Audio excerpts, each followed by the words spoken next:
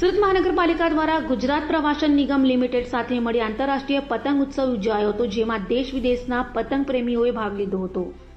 સુરતમાં આંતરરાષ્ટ્રીય પતંગ ઉત્સવનું આયોજન કરાયું હતું. ગુજરાત પ્રવાસન નિગમ લિમિટેડ, સુરત મહાનગરપાલિકા અને સુરત જિલ્લા વહીવટીતંત્ર દ્વારા અડાજણ ખાતે આવેલ રિવરફ્રન્ટ પર કરાયેલા આયોજનમાં France, Bahrain, Canada, Egypt, Sri Lanka, Mexico સહિત 25થી વધારે પતંગ પ્રેમીઓએ ભાગ લીધો હતો. તો સાંસ્કૃતિક કાર્યક્રમોથી દીપ પ્રકટ કરીને કાર્યક્રમની શરૂઆત કરાઈ હતી, જેમાં સુરતના સાંસદ મુકેશ દલાલ, પૂર્વ કેબિનેટ મંત્રી પુણેશભાઈ મોદી સહિત મહાનગરપાલિકાના પદાધિકારીઓ ઉપસ્થિત રહ્યા હતા.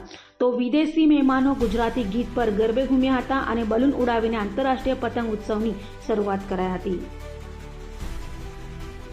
સુરત મહાનગરપાલિકા અને જિલ્લા વહીવટીતંત્ર દ્વારા સંયુક્ત રીતે આંતરરાષ્ટ્રીય કાઇટ ફેસ્ટિવલ 2024નું આયોજન કરવામાં આવ્યું છે. ઉત્તરાયણ એટલે સુરતની ઉત્તર દિશા તરફની ગતિ, ઉત્તરાયણ એટલે પવનની દિશામાં ફેરફાર, ઉત્તરાયણ એટલે ખેડૂતો માટે હાર્વેસ્ટિંગની સિઝનની શરૂઆત, ઉત્તરાયણ એટલે શિયાળાનો અંત અને ઉનાળાની શરૂઆત. આ તમામ રીતે ઉત્તરાયણનો તહેવાર સૂચક છે. મોદીજીએ 2002માં આંતરરાષ્ટ્રીય કાઇટ ફેસ્ટિવલની જે શરૂઆત કરી છે તે પરંપરા આજે પણ ચાલુ છે.